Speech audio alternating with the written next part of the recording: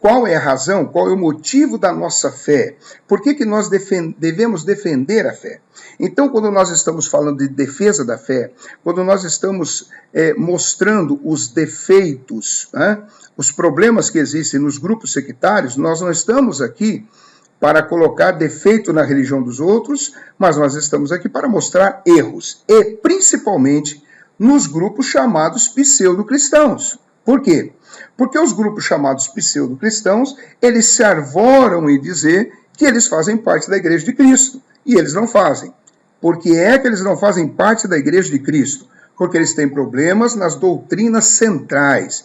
As doutrinas centrais do cristianismo não chegam nestas organizações religiosas. Elas são deturpadas. Por exemplo, quais são as doutrinas centrais? Na área da cristologia.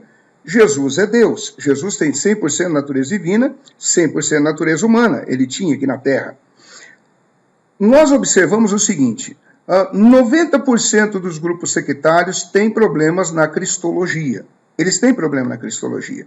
E a palavra de Deus, ela nos diz o seguinte ali em João, no capítulo 7. Eu vou até ler o texto aqui, para nós podermos embasar bem tudo aquilo que nós vamos falar hoje.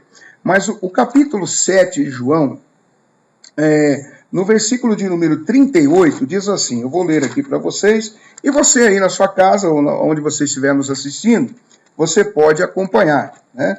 Capítulo 7, lá no seu versículo de número 38, Jesus ele diz assim, olha, quem crer em mim, como diz a Escritura, do seu interior fluirão rios de água viva.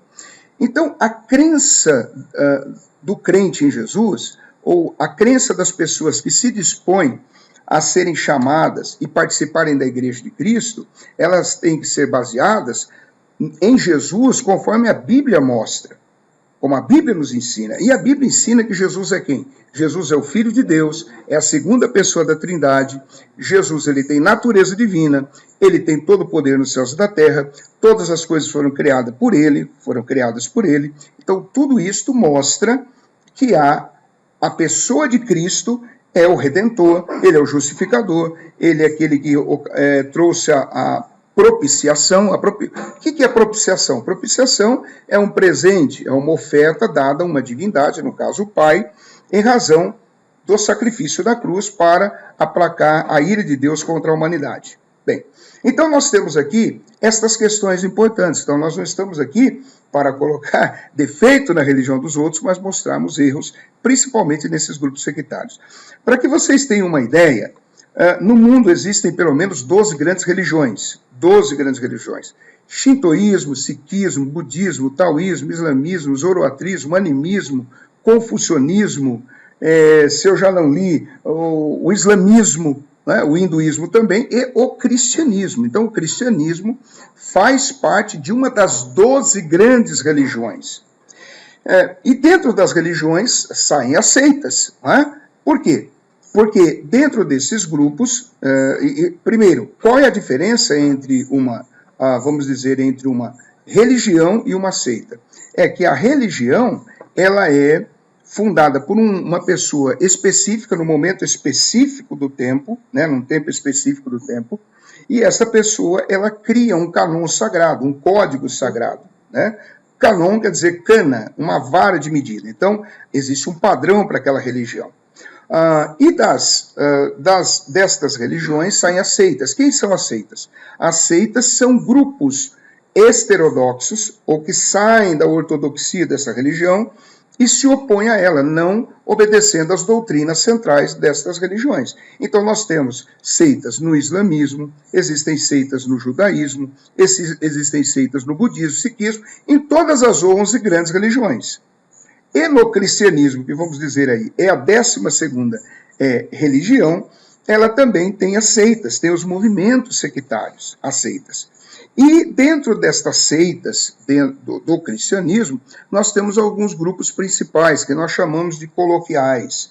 São aqueles que estão aí todos os dias na porta da nossa casa, que você encontra no trabalho, na escola, e que afrontam a nossa fé, porque eles têm problemas em obedecer às doutrinas centrais do cristianismo.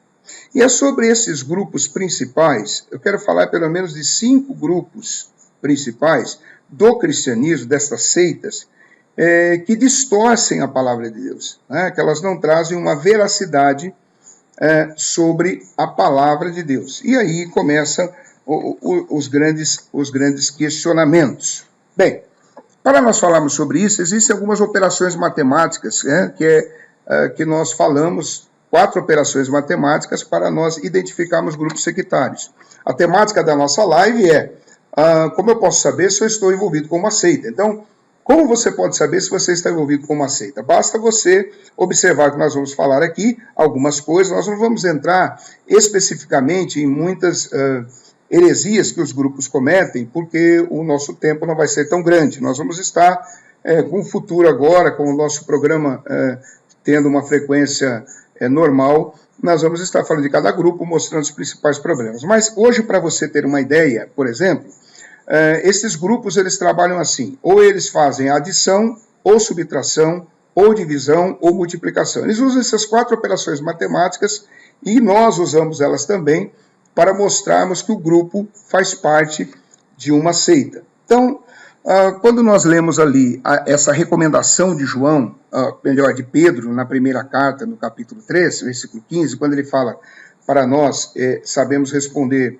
com mansidão, a razão da esperança que há em cada um de nós, é exatamente isso que nós queremos fazer.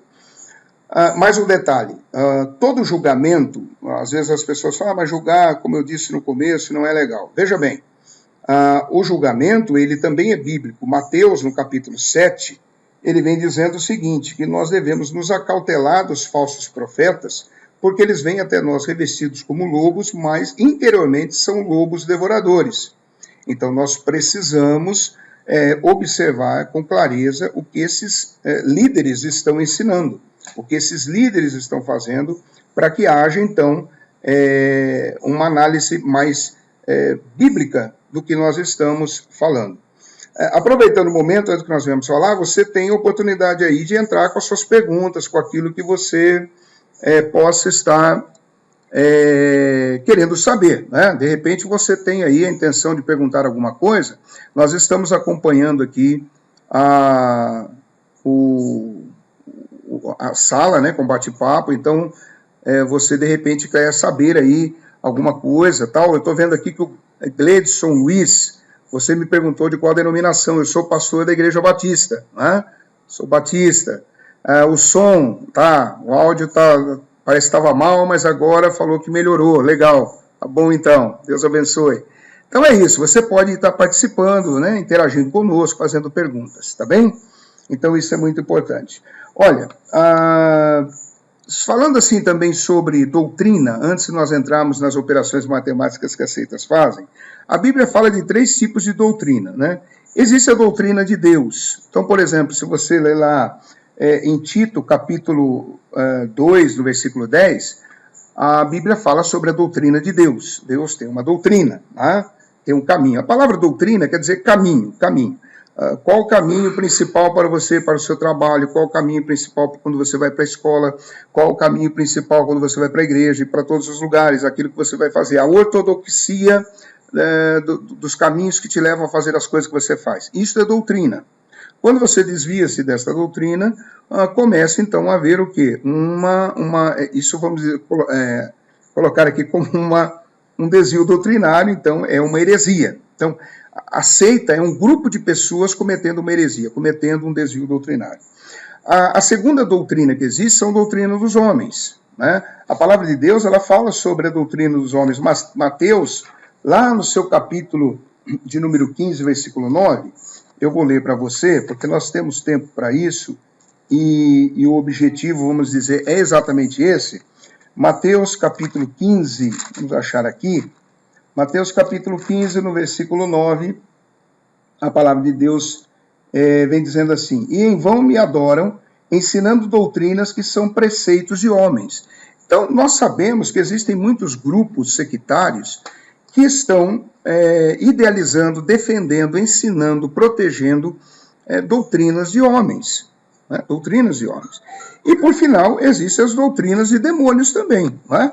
Quais são elas? Elas estão ali na carta, né, do 1 Timóteo, vamos achar aqui, 1 Timóteo, você que talvez nunca tenha lido, né, esse texto bíblico, na primeira carta de Timóteo, lá no seu capítulo de número 4 e no versículo de número 1, que diz assim: ora, o Espírito afirma expressamente que nos últimos tempos alguns apostatarão da fé e por obedecerem espíritos enganadores e ensinos de demônios, ou doutrinas de demônios. Então, doutrina e ensino são palavras intercambiáveis, ok?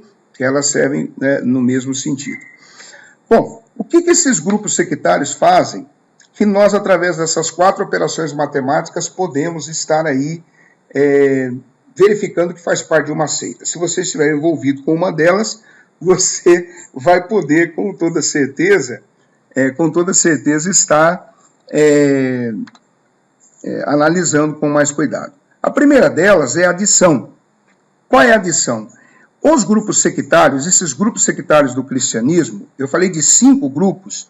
Quais são eles? Vamos colocar aqui. Testemunho de Jeová, os espíritas, os adventistas do sétimo dia, os mormons, né, que são grupos que estão sempre aí também fazendo o seu proselitismo. São grupos que nós colocamos aqui como os grupos pseudo-cristãos. O primeiro deles, eles fazem adição, eles adicionam algo à Bíblia. E aí nós temos alguns grupos. Eu sempre digo que o grupo mais pernicioso, o grupo mais perigoso, o grupo que é mais usado pelo inferno, na verdade, são as Testemunhas de Jeová. As Testemunhas de Jeová, eles conseguiram mexer no texto bíblico. Se você é um Testemunho de Jeová e você está me assistindo agora, você sabe muito bem do que eu estou falando, né? As Testemunhas de Jeová, eles acrescentaram alguns textos bíblicos, alguns textos na própria Bíblia, e tiraram alguns outros, né? E isso é prova de um grupo sectário que não faz parte da Igreja de Cristo. Eles não fazem parte, eles acrescentam algo à Bíblia para poderem justificar aquilo que eles estão falando, né? Aquilo que eles estão defendendo. Então, por exemplo, ali em Colossenses, a palavra de Deus, eu vou ler aqui o texto para você ter uma ideia. Em Colossenses, no capítulo de número 1, Colossenses, no seu capítulo de número 1, a Bíblia diz assim, olha, se você puder acompanhar comigo, veja bem, Colossenses capítulo 1, versículo 16, vamos ler aqui, olha. Pois nele foram criadas todas as coisas nos céus e sobre a terra, as visíveis e as invisíveis, sejam tronos, sejam soberanias, quer principados, quer potestades, tudo foi criado por meio dele e para ele. Ele é antes de todas as coisas, nele tudo subsiste. O texto sagrado aqui está falando da pessoa de Cristo, obviamente. O que é que as Testemunhas de Jeová fizeram aqui nesse texto bíblico, na tradução do Novo Mundo? Veja se eles não são usados por Satanás. Você que é ancião aí dessa organização maligna, luciferiana, essa é a palavra, vocês fizeram o seguinte, vocês colocaram assim na tradução do Novo Mundo, pois nele foram criadas todas as outras coisas, entre colchetes. Por que vocês colocaram esse colchetes aqui? A pergunta é essa. Vocês colocaram o colchetes aqui porque em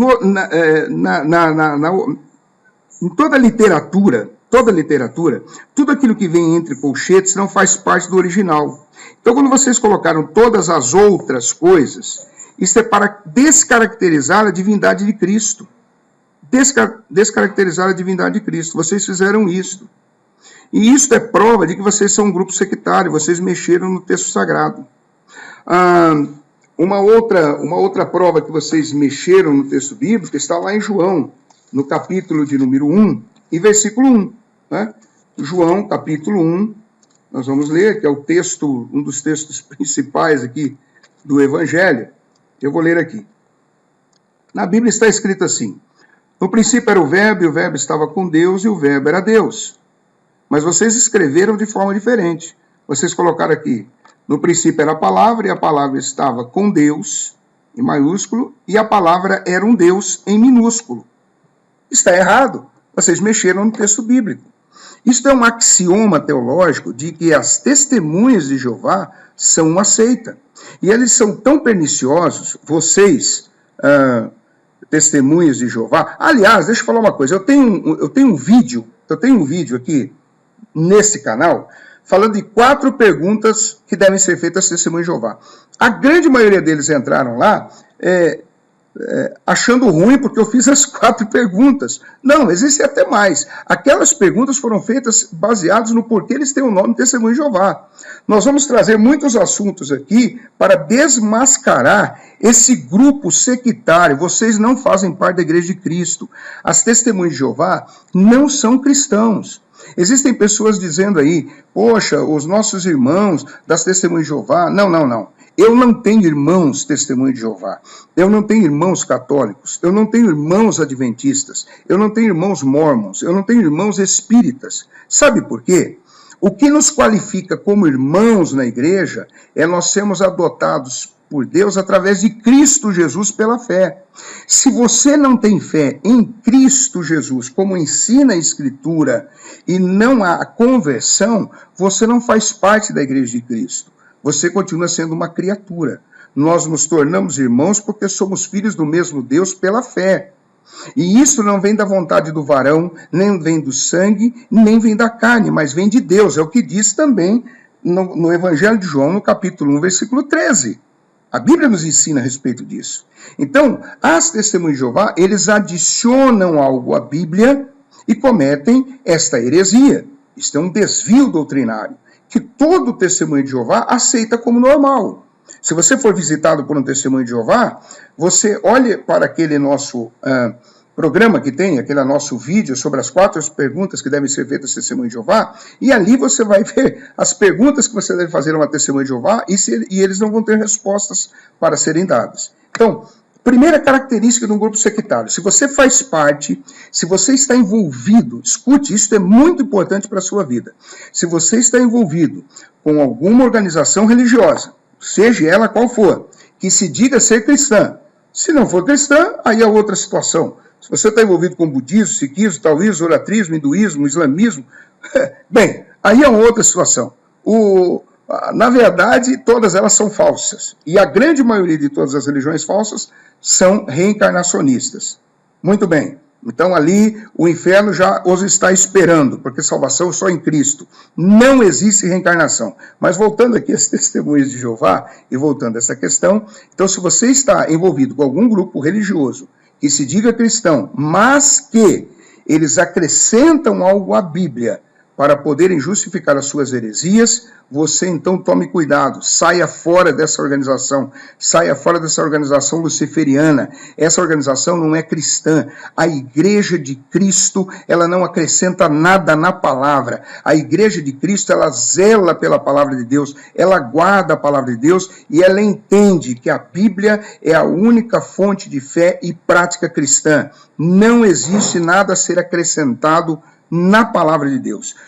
Toda heresia, todos os grupos heréticos fazem isso. Uma boa parte deles acrescentam algo à palavra de Deus. Então, como eu vou saber se eu estou fazendo parte de uma seita? Se o seu grupo acrescenta algo à palavra, pode sair fora que isso é uma seita. Se você é testemunho de Jeová e você não quer ir para o inferno, saia fora dessa instituição religiosa, saia fora dessa organização, venha para uma verdadeira igreja cristã que pregue a palavra e que ensine a verdadeira palavra de Deus. Segundo ponto, além da adição, a subtração. Na subtração, o grupo religioso, ele subtrai de Jesus alguma coisa. Normalmente, eles tiram da pessoa de Cristo a divindade. Normalmente, eles tiram a pessoa de Cristo a divindade. Por quê? Porque Jesus, ele tinha 2 naturezas. É uma pessoa com 2 naturezas. A natureza humana e a natureza divina. 100% homem, 100% Deus. Isto mostra a união hipostática, né? Esse é um dos mistérios de Deus na pessoa de Cristo. Então Jesus, ele é o único ser humano, por exemplo, que não passou pelo traducionismo. A alma de Cristo foi criada por Deus, não foi criada pelos homens. Por que eu digo isto? Porque a nossa alma, ela é criada pelos pais, não por Deus. Por quê? Porque Deus já fez a criação completa. Tudo que Deus fez é bom, primeira coisa, e ele completou a criação. E ele deu capacidade aos seres humanos de se reproduzirem na forma biológica, física, com toda a sua fisiologia, mas também na sua alma, a natureza humana. É por isso que nós nascemos com natureza humana, porque nós somos gerados pelos nossos pais e eles transmitem a queda. Então, por isso nós nascemos com o pecado da queda, né? Todos nós nascemos nessa condição. Jesus é o único que não passou por esse processo. Jesus é o único que não passou por esse processo. Jesus, a alma de Cristo foi criada por Deus. E tudo aquilo que Deus cria é bom. Não é? Aproveitando aqui, olha. Olha aí, tem alguns irmãos aqui. O Adeilson, as testemunhas de Jeová negam a natureza triuna de Deus, a trindade, né? Isso aí nós temos visto mesmo. Só continuando aqui, deixa eu ver quem mais está participando. Ensinam que Satanás inventou a doutrina da trindade. Nós vamos ver isso aqui. Aprender muito mais sobre as leis sobrenaturais de Deus. Deixa eu ver quem mais está falando aqui. Aliança de Aço da Conceição dos Santos, mais ou menos. Sei que toda a Bíblia é maravilhosa, mas quero saber qual é o versículo que o senhor acha mais bonito ou importante. Só quero um. Daqui a pouco nós falamos, né? Mas olha só. Então, voltando aqui a essa questão da natureza humana de Cristo, Jesus, ele não passou pelo traducionismo. Jesus, ele teve a sua alma criada, porque se nós entendemos de outra forma, ele não poderia ter natureza divina. Bem, e aí, o que esses grupos sectários fazem é tirarem a natureza divina de Cristo. Por exemplo, mais uma vez, as testemunhas de Jeová não creem, ou eles pregam e ensinam, que Jesus não tem a natureza divina, que Jesus não é Deus. Eles são o quê? Eles são arianos. Por quê? Porque ário, assim como houveram os patriarcas, os primeiros pais da igreja, houveram também os primeiros hereges, né? Então, ário foi um dos heresiarcas. Tiveram os patriarcas e depois também os heresiarcas. Então, ário foi um dos heresiarcas que trouxe essa doutrina maligna luciferiana, dizendo que Jesus não tinha natureza divina. Bem, algumas questões aqui. Como nós lemos também em Colossenses, a Bíblia diz que em Cristo habita toda a plenitude da divindade. Como um ser que habita toda a plenitude da divindade pode não ser Deus? Um ser que habita toda a plenitude da divindade. Jesus, ele também diz assim, eu e o Pai sou um, né? Então, ele fala, eu e o Pai somos um. Ele vem trazendo a ideia de duas testemunhas, inclusive. Tá? Duas testemunhas que testemunham a favor da mesma verdade. Isso é muito importante, é um versículo muito forte a respeito disso, mostrando a divindade de Cristo. Uma outra coisa que prova a divindade de Cristo, tem duas coisas importantes que provam a divindade de Cristo. Perdoar pecados é uma delas. Jesus, ele perdoa pecados. Jesus, ele conhece o coração do homem. Então, quando ele fala, vai em paz, não peques mais, teus pecados estão perdoados, isso é uma prova da sua divindade. Por quê? Imagine aqui, você vai para um culto, a pessoa vai para um culto, e ela ouve a palavra de Deus, ela se entrega a Jesus Cristo, o Espírito Santo de Deus convence ela, e ela vai ali na frente. Tudo isso nós pensamos que aconteceu dessa forma. Mas ela também pode ter ido por uma questão emocional, emotiva.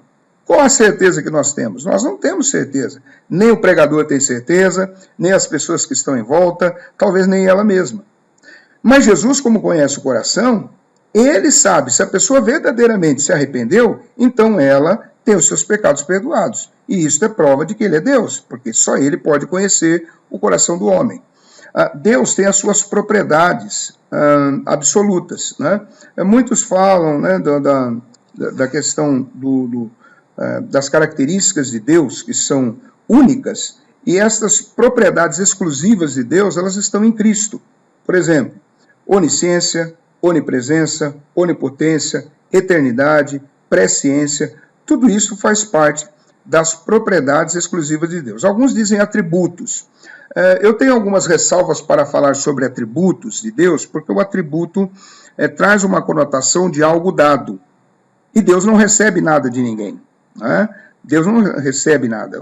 Então, quando você fala propriedades exclusivas, ela traz uma ideia de algo mais realmente pessoal de Deus e que não há nenhuma possibilidade de algo ter vindo de fora para beneficiar o próprio Deus. Então são propriedades exclusivas de Deus que nós encontramos na pessoa de Cristo. E aí, as testemunhas de Jeová, eles fazem isso, eles tiram algo de Jesus. Tá? Os espíritas também. O que os espíritas fazem? Os espíritas, eles tiram de Jesus também a sua divindade, a sua capacidade de remissão. Se você... Preste atenção. Talvez você seja até espírita e esteja vendo aqui essa live. Deixa eu falar uma coisa para você. Se você chega no espírito e diz assim, você crê em Jesus? Ele diz assim, eu creio em Jesus. Claro, eu creio. Ele crê no Jesus histórico e ele caminha com você até um ponto. Ele caminha com você, sabe até onde? Até o Calvário. Na cruz, ele pula fora, ele sai fora. Porque ele não admite que um homem, um ser humano, possa, então, derramando o seu sangue, como foi o caso de Jesus ali no Calvário, remir a humanidade de um pecado que era imperdoável e que ninguém poderia pagar. Então, o espírita, ele também tira de Cristo a sua natureza divina. Por quê? Porque a coluna mestra do cristianismo, do espiritismo, a coluna mestra do espiritismo é a reencarnação. E aí fica uma pergunta aqui, qual é o motivo pelo qual um espírita, por exemplo, comemora Natal? Qual é? Você já parou para pensar sobre isso? Nós, os cristãos, comemoram o Natal porque é uma linda festa cristã. A Bíblia diz em Lucas que o céu se abriu, que os anjos se manifestaram, que eles trouxeram as boas novas aos pastores que estavam no campo, que havia nascido o Salvador do mundo.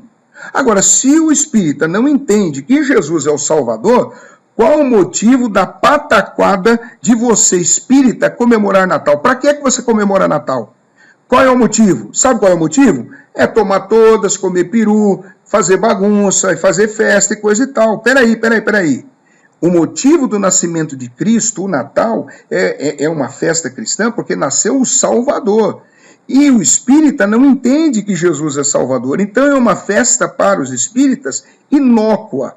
Ou ela é inócua, ela é inócua e é também usado um subterfúgio para fazer qualquer outra coisa, menos adorar a Jesus como Senhor e Salvador dos céus e da terra e de toda a humanidade. Ok? Bem, vamos lá para a terceira operação matemática que os grupos sectários, esses grupos pseudo-cristãos fazem, é a divisão.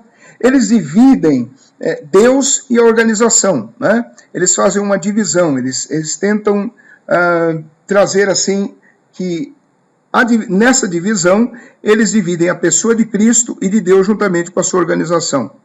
Então, ali a questão das obras, por exemplo, se você faz boas obras, se você paga suas contas em dia, se você é um bom professor, um bom pai, um bom aluno, tudo isso vai ajudar você a ser salvo. Deixa eu fazer uma pergunta aqui. O que é que o ser humano precisa fazer para ir para o inferno? Absolutamente nada. Nada. Se você for uma pessoa boa, que cumpre todas as obrigações legais da sociedade, no seu relacionamento com família, com trabalho, com escola, seja o que for, sem Cristo, morrendo, você vai para o inferno. Não existe uma terceira via, como nós já falamos em alguns vídeos. Existe céu e inferno. E o que nos leva à presença de Deus salvos é através de Cristo, não é através das nossas obras. Tiago, o irmão de Jesus, que também foi irmão de Jesus, ele também fala de obras, mas ele fala de obras não para sermos salvos, mas porque somos salvos, que vai redundar em galardão. É o que diz lá na primeira carta aos Coríntios, capítulo 3, versículo 10 em diante. Ali está falando que a igreja arrebatada, a igreja que subiu, ela será honrada, haverá reconhecimento por parte de Jesus àqueles cristãos que se dispuseram mais nesta luta. E então nós teremos esta condição de receber o galardão, não porque simplesmente fomos bons, mas porque fomos salvos e usamos esta salvação para fazermos boas obras. Há um processo inverso. E nas seitas, não, nas seitas o ensinamento é que através de boas obras, é que através da sua conduta ilibada aqui na terra você será salvo. A Bíblia diz que as nossas justiças são comparadas a trapo de imundícia diante de Deus. Se você pegar o homem mais justo desse mundo, o homem mais que pratica as maiores justiças, diante de Deus sem Cristo, elas não têm valor absolutamente nenhum. E vamos partir agora para a quarta e última operação matemática que os movimentos sectários fazem, que é, então, a multiplicação, né? Eles multiplicam as obras, eles fazem essa salvação através de obras também, mas através também da sua organização. Na verdade, ela está mais ligada quase que na divisão. Por quê? Porque eles dividem a salvação entre Deus e também a organização religiosa. Para vocês terem uma ideia, vamos estar falando aqui, dando alguns exemplos, que inclusive na divisão e na multiplicação nós não falamos. Por exemplo, os adventistas do sétimo dia é uma seita. O adventismo do sétimo dia é uma seita maligna também. Eles ensinam o seguinte, através da sua profetisa, Ellen Goldwhite, eles ensinam que a guarda do sábado, ele é um selo de Deus para a salvação. Ou seja, Cristo salva, mas você também tem que guardar o sábado. Se você não guarda o sábado, você está fora. A Bíblia diz que Cristo é o fim da lei. Ou seja, nós não precisamos guardar um dia. Romanos, capítulo 14, a carta aos Romanos, no capítulo 14, vem dizendo que uns fazem conta de dias e dias e outros não. A Bíblia também diz em Romanos 14 sobre alimento, que aqueles que comem dão graças a Deus e aqueles que não comem dão graças a Deus. Alfonso Balbach é um dos pastores adventistas, onde ele escreveu um texto, ele fez ali um comentário, onde ele diz o seguinte, que o alimento cárneo deve ser tirado das pessoas nos últimos dias. Por quê? Porque aquele que estiver comendo carne, haverá impedimento para entrar nos céus. Ora, aonde a Bíblia ensina sobre isto? Isto é heresia. O movimento adventista do sétimo dia é uma seita, não faz parte da Igreja de Cristo. A guarda do sábado não faz parte de ensinamentos dogmáticos da Bíblia. O que nos leva ao céu é a fé em Jesus Cristo. Romanos capítulo 5 vem dizendo que nós temos paz com Deus através da fé em Jesus Cristo, que ali nós fomos justificados. Nós não somos justificados porque guardamos um dia. Aí, os adventistas, na maior cara de pau dos adventistas, vem dizer que nós guardamos o domingo, que isso é idolatria da Igreja Católica. Escute aqui uma coisa, nós não guardamos o domingo. O domingo é um dia principal de referencial é um referencial para culto, mas não é que nós guardamos o domingo. Não existe ensinamento bíblico para a guarda do domingo. Os discípulos, eles se reuniam no primeiro dia da semana. A pergunta é, qual é o primeiro dia da semana? O primeiro dia da semana é domingo. Outra coisa, nós temos que guardar o sétimo dia porque Deus descansou no sétimo dia. Tá, quando Deus começou a criar o mundo, que dia era do calendário? Tinha calendário? Tinha algum calendário quando Deus começou a criar o mundo? Era segunda, era terça, era quarta? Que dia da semana que era? Faça-me um favor, quem é que determinou isso? Vocês estão com conversa fiada. Todo adventista, ele é formado intelectualmente, vamos dizer, dentro da seita, para defender a guarda de um dia que, na verdade, eles não têm condições de fazer isso. Né? Bem, o que nós podemos fazer diante disso? Nós mostramos que a Bíblia fala, em Romanos 14, que não há dia especial. Nós não somos salvos porque guardamos o sábado. Nós não somos salvos porque não comemos carne de porco. Nós somos salvos porque cremos em Jesus Cristo. E o amor de Deus, ele nos amou primeiro. Romanos 5,8 diz que Deus prova o seu amor para conosco, em que Cristo morreu por nós, sendo nós ainda pecadores. Então, isto é o que é importante. Tá? Bem, a divisão do grupo também em relação à organização, para finalizar. Aqui quase todos os grupos fazem a mesma coisa. O que eles dizem? Para você saber se você faz parte de uma seita. Deus salva através de Cristo, mas você precisa pertencer à organização religiosa. O catolicismo faz isso? Faz. O catolicismo ele ensina o seguinte, que se você não faz parte da arca, então você, e a arca é a Igreja Católica, você está perdido. Né? Os mormons dizem o seguinte, que para você ser salvo, você precisa obedecer a Joseph Smith. Quem foi Joseph Smith? Foi aquele maluco que fundou essa seita. Né? Inclusive, ele era polígamo, ele teve 48 esposas, 48 mulheres. Né? Nos Estados Unidos, algum tempo atrás, um doido lá, mormon, foi preso numa fazenda porque ele tinha lá, quase que em cárcere privado, dezenas de mulheres. Ele dizia, não, eu sou um verdadeiro mórmon, coisa e tal. A Bíblia não ensina isso, né? Mas eles dizem ser portadores da verdade. Aliás, o mormonismo tem um grande problema, porque quando Joseph Smith foi chamado para fundar essa seita, eles dizem o seguinte, que apareceu para ele Jesus e o Pai, dizendo o seguinte, olha, você não se preocupe em se filiar a algumas das igrejas que estão aí na época, que era a Igreja Batista, Metodista e Presbiteriana, que são igrejas históricas, né? Só um adendo aqui para você entender. O que é uma igreja histórica? Uma igreja histórica, para ser uma igreja histórica, ela tem que ter pelo menos 200, 250 anos de existência. Então vamos lá. A Assembleia de Deus não é uma igreja histórica, ela fez 100 anos agora, alguns anos atrás, não é? E Joseph Smith estava em dúvida em relação a isso, e apareceu para ele logo o pai e o filho, falando, olha, você não se agrega a nenhuma dessas organizações, porque a igreja deixou de existir na face da terra, eles já estão agora numa posição complicada, porque lá em Mateus 18 vem dizendo que a igreja nunca deixaria de existir, as portas do inferno não prevaleceriam contra a igreja, e o mormonismo aceita que as portas do inferno prevaleceram contra ela. E ele é o cara agora que institucionalizou a nova igreja, por isso o nome Igreja de Jesus Cristo dos Santos dos Últimos Dias, são os mormons, né? E ele foi um malandro, Joseph Smith foi um malandro. Se você é mormon, tá? O líder fundador dessa organização que você está, foi um malandro, um veaco. O camarada teve lá 48 mulheres, só para você ter uma ideia, 48 mulheres, tá? E eles ensinam que Jesus é espírito irmão de Lúcifer, naquele livro Princípios do Evangelho, tá bom? Existe um livro, eles têm vários livros que ditam regra de fé. Eles têm a Bíblia, Livro de Mórmon, Doutrinas e Convênios, o livro de Joseph Smith, o livro de Moisés e por aí vai. Então são vários livros que eles usam, Princípios do Evangelho, como eu falei, é onde eles ensinam também que Jesus é espírito irmão de Lúcifer. E que você precisa obedecer e receber os ensinamentos de Joseph Smith para ser salvo.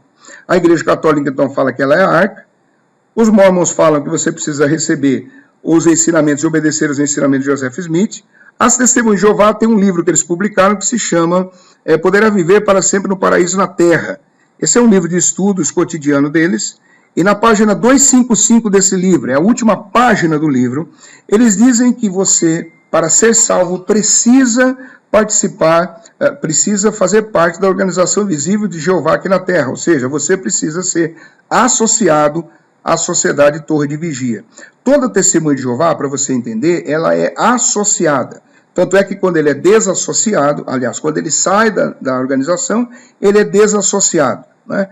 E normalmente ele é desassociado e depois eles chamam ele de apóstata. Isso quer dizer que ele já não pode andar mais com as outras testemunhas de Jeová. Se ele, na casa dele, todos os seus familiares são testemunhas de Jeová, ele já não pode sentar na mesa para almoçar com ele, tomar café, acaba todo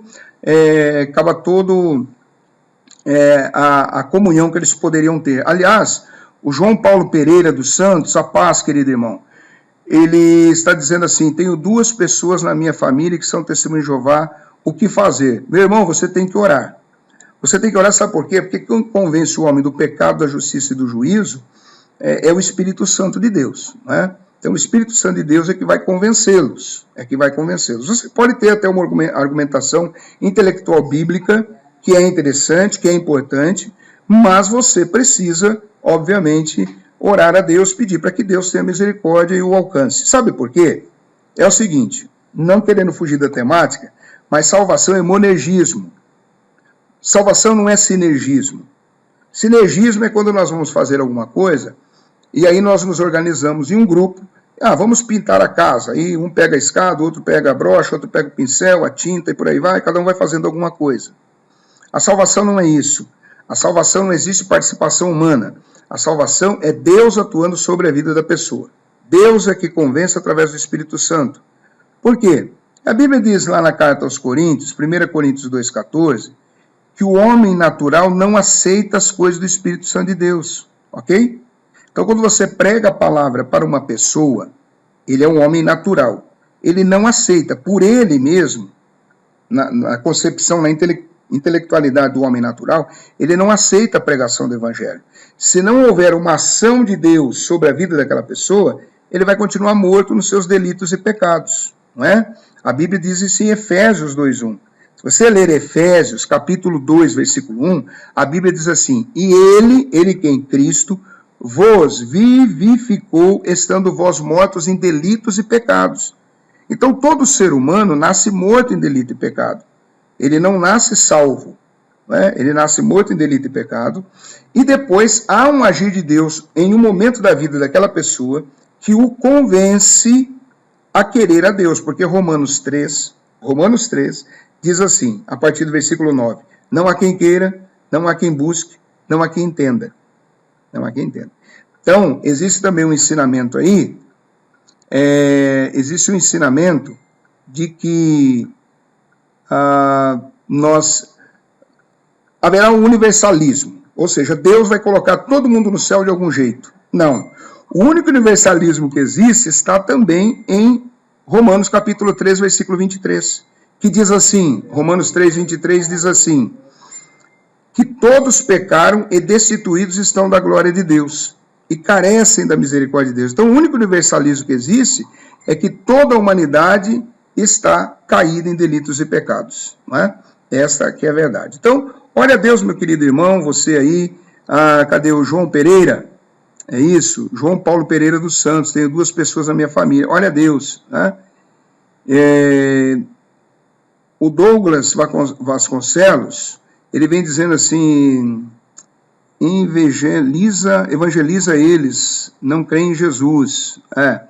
Então, tem que evangelizar, você tem que falar e deixar o Espírito Santo de Deus. Eles creem em Jesus. Na verdade, as Testemunhas de Jeová, eles creem em Jesus, mas eles não creem no Jesus como as Escrituras ensinam, ok?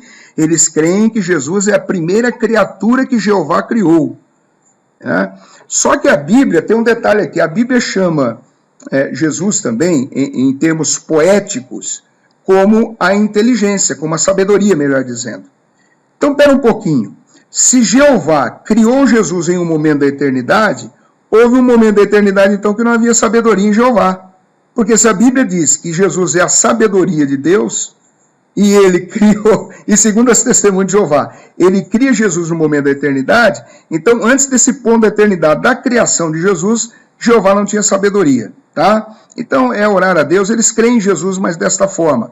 Um detalhe também, alguns falam assim, você não quer ter os Testemunhos de Jeová em casa, chama eles para oração e eles vão embora.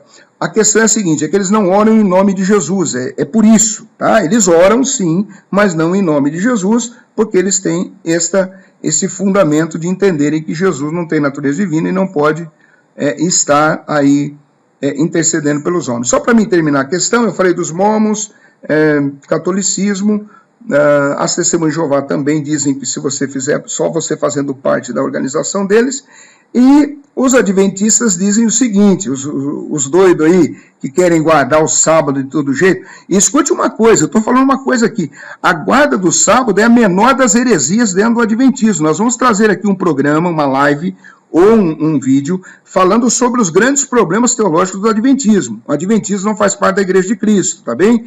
Durante muito tempo, as Assembleias de Deus levaram lá arautos do rei, cantores do movimento adventista para dentro das suas igrejas, tá bom? Como levaram também o Grupo Voz da Verdade. O Grupo Voz da Verdade é unicista, é uma seita. Eles são sabelianos, eles não creem na Trindade. Eu falo sabeliano por quê? Porque Sabélio foi um dos primeiros heresiarcas, da igreja também, que tentou tirar a figura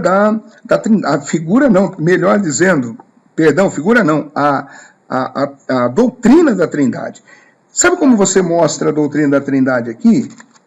Em Efésios, capítulo 5, se você puder também acompanhar na sua Bíblia, Efésios, capítulo 5, versículo 2, diz assim, olha, e andar em amor, como também Cristo nos amou e se entregou a si mesmo por nós, como oferta e sacrifício a Deus em aroma suave. Olha aqui.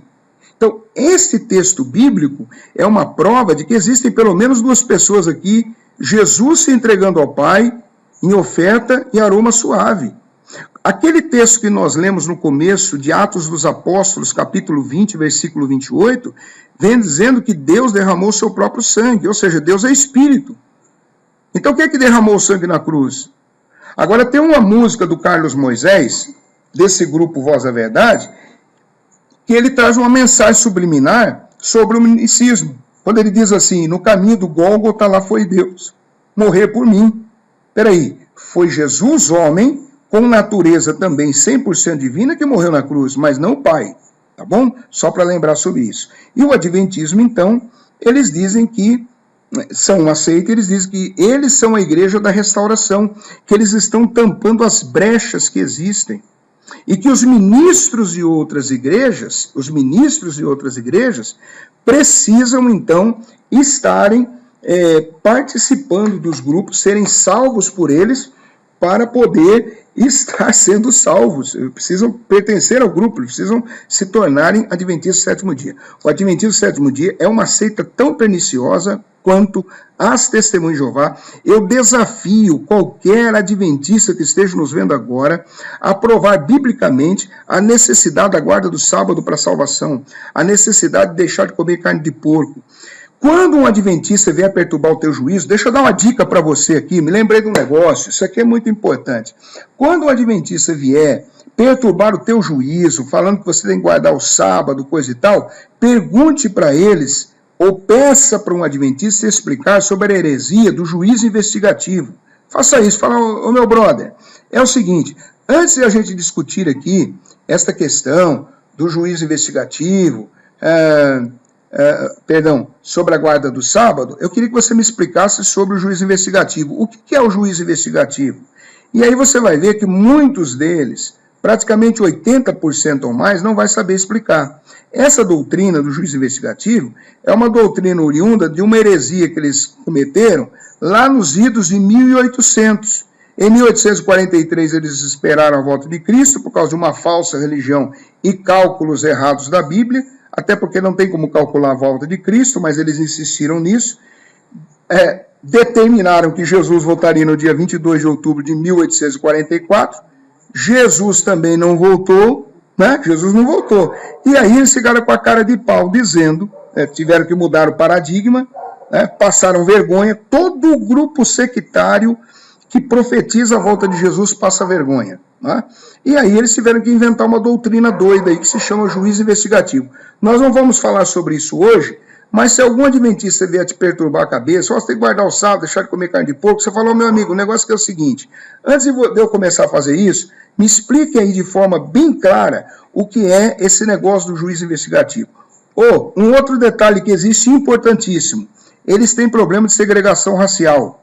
Aquela doida da Ellen Goldwhite, a profetisa deles, ela diz que recebeu uma revelação de Deus, e Deus dizendo assim para ela, porque havia lá uma pergunta sobre se o rapaz de cor negra deveria se casar com a moça de cor branca, ou se a moça de cor branca deveria se casar com o rapaz de cor negra. Isso é documento do que eu estou falando. Eu não estou falando do que eu ouvi dizer, eu estou falando de coisas de pesquisa, que eu tenho os documentos. E aí, ela diz que consultou a Deus, a maior cara de pau, ela diz que consultou a Deus. Olha onde que vai o adventismo do sétimo dia. Né? Eles dizem que ela é a grande profetisa. E que ela consultou a Deus e Deus falou para ela que a mulher de cor branca não deveria casar com o rapaz de cor negra e o rapaz de cor negra não deveria casar com uma moça de cor branca, porque isso poderia trazer vergonha para a sua prole. Isto é satânico, isto não é bíblico. Vocês não são honestos, vocês adventistas do sétimo dia, vocês são mentirosos, vocês só ensinam aquilo que lhes convém. Vocês são pescadores de aquário, Testemunho de Jeová é pescador de aquário, Mormon é pescador de aquário, Adventista é tudo pescador de aquário. Vocês não têm capacidade teológica, vocês não conseguem falar a verdade. A estrutura teológica de vocês é firmada na mentira, vocês não falam do que é verdade, vocês só usam mentira e desviam os doutrinários, tá bom? Então, isto é o que mostra nessas 4 operações aqui, estas questões. E mais uma vez falando, a melhor identificação que tem para você saber se você está fazendo parte de um grupo sectário ou não, é você olhar para a cristologia do grupo. Quem é a pessoa de Cristo? Quem é a pessoa de Cristo? Por exemplo, no Adventismo, a pessoa de Cristo é Miguel. Miguel é um arcanjo, Miguel é uma criatura. Lá em Judas, Quando Miguel está disputando o corpo de Moisés com Satanás, não é? Miguel ele diz assim para Satanás: o Senhor te repreenda. Ele não ousou lançar palavras de condenação a Satanás. Isto mostra que ele é uma criatura. Jesus nunca teve esse tipo de problema. Aliás, Jesus expulsou legiões do Gadareno, porque ele é Senhor absoluto, ele é Deus. Não é? Como é que vocês, na maior cara de pau, você que é adventista, você é pastor adventista, como é que você aceita um negócio desse? Como é que vocês se arvoram a dizer que fazem parte da Igreja de Cristo e querem ensinar uma porcaria de uma doutrina dizendo que o camarada tem que guardar o sábado, não pode comer carne de porco e Jesus é Miguel? Faça-me um favor, vai arrumar uma calçada para lavar, um terreno para carpir, mas não vai ensinar o povo errado. Já existem tantos problemas, e vocês com heresias. Então, se você faz parte da Igreja Adventista do Sétimo Dia, e você quer um caminho de verdade, pule fora dessa arapuca. Pule fora dessa arapuca. Essa é a palavra. Isso serve também para as testemunhas de Jeová, que dizem que Jesus não é Deus. Os testemunhos de Jeová, durante 13 anos, proibiram a vacina. Você sabia disso? As pessoas não poderiam se vacinar, não podiam se vacinar. As pessoas morreram por isso. Morreram. Eles são culpados por isso. Durante anos, eles ensinaram que transplante de órgãos era canibalismo. Se você fizesse um transplante de rim, de fígado, seja lá do que for, você estava praticando canibalismo.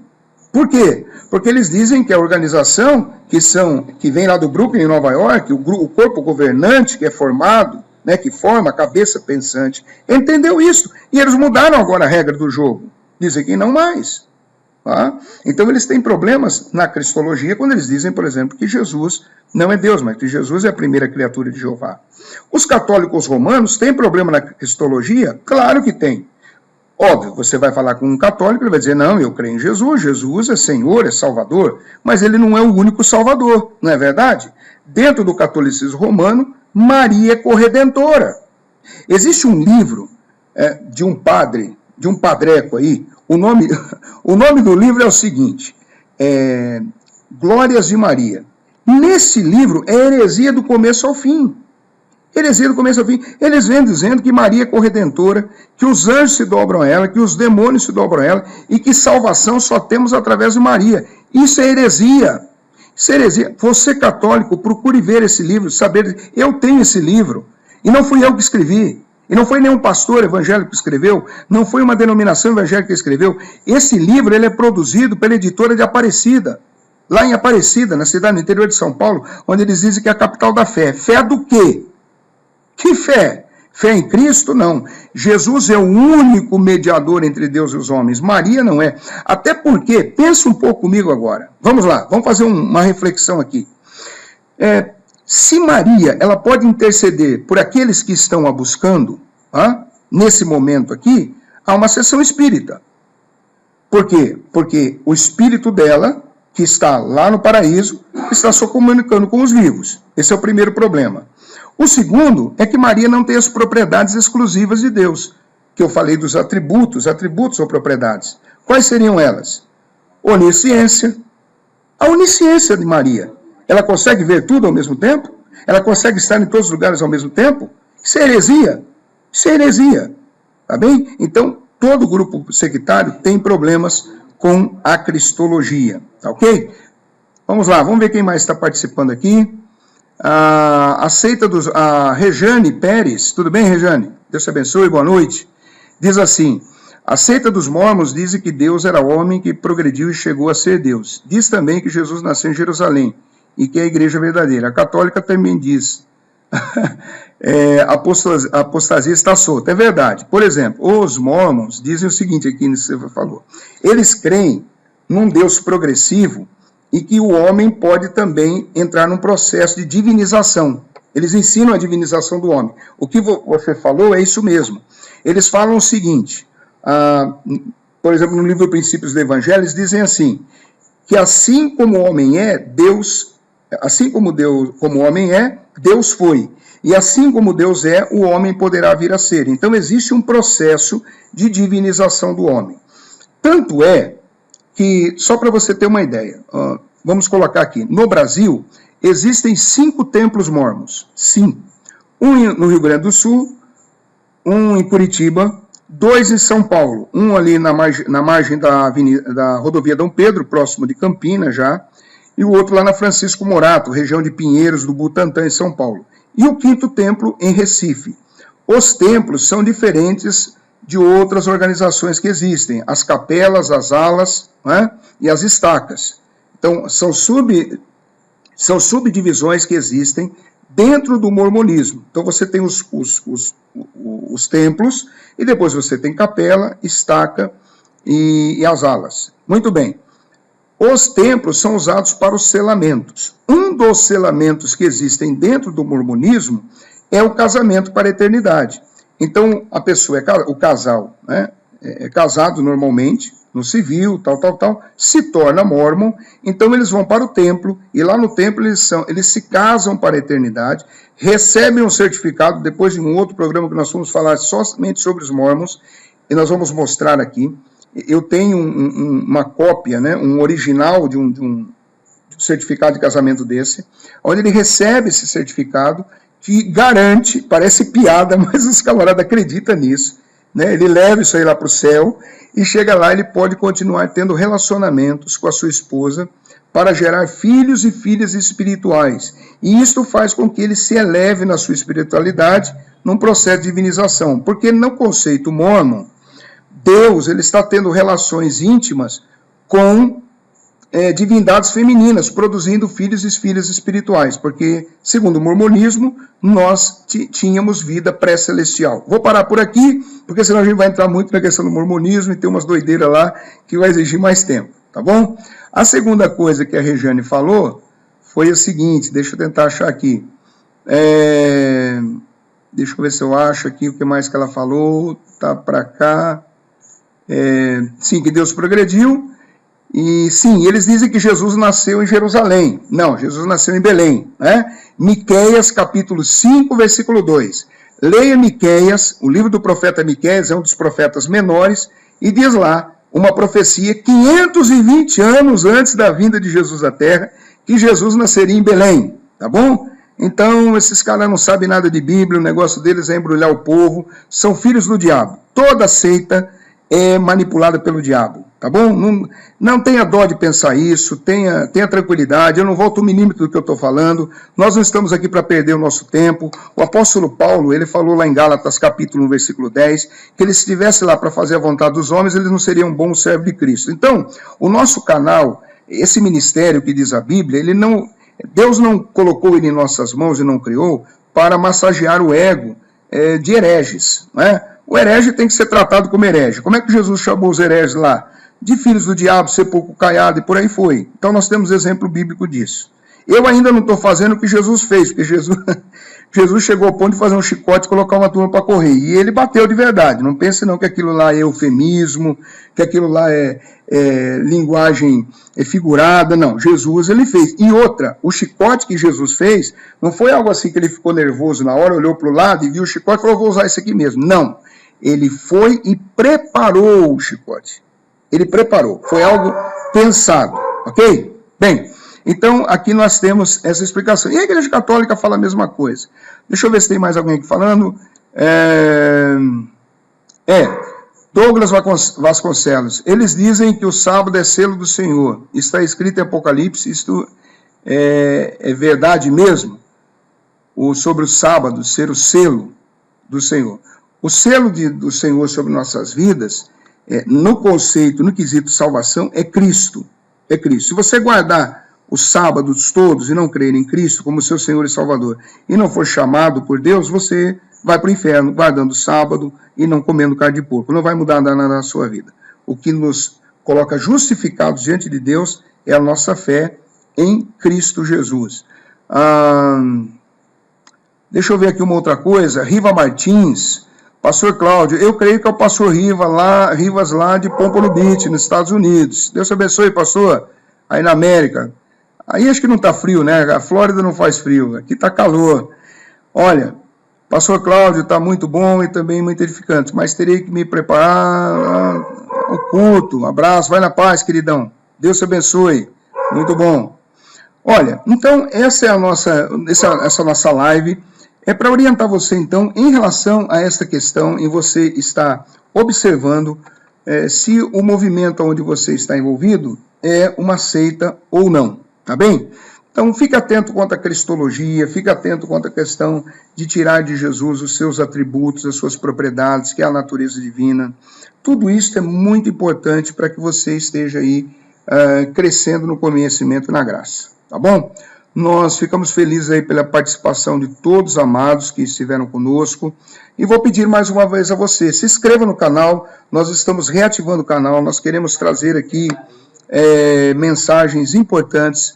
Nós vamos estar... Outra coisa, nós vamos estar analisando aqui, não só as seitas, essas seitas ortodoxas, mas também esses movimentos aí neopentecostais, viu?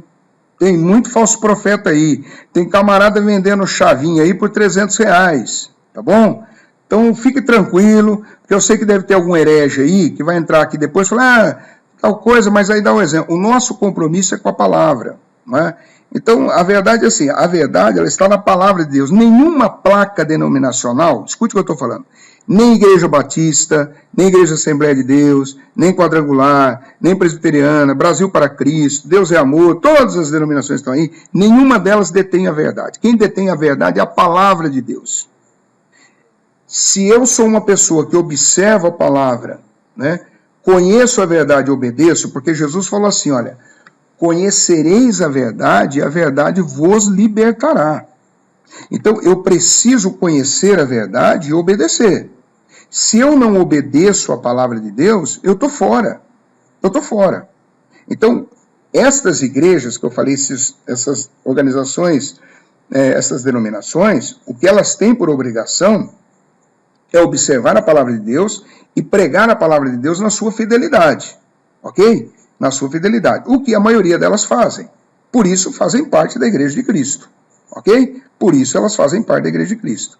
Agora, quem detém a verdade é a palavra. A palavra de Deus é que leva o norte para cada um de nós.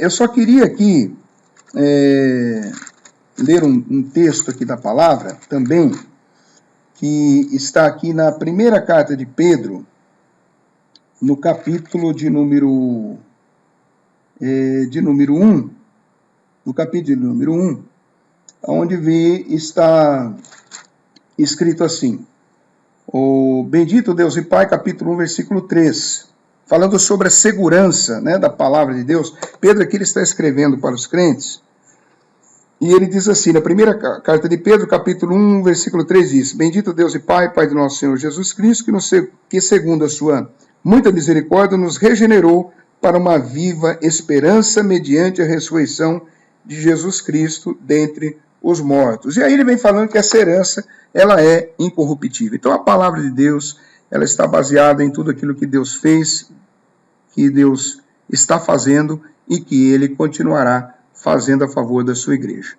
Então você está convidado a se inscrever no canal, tá bem? Se inscreva no canal, toque o sininho aí para que você seja também avisado todas as vezes que nós vamos transmitir ao vivo, todas as vezes que um vídeo novo vai sair.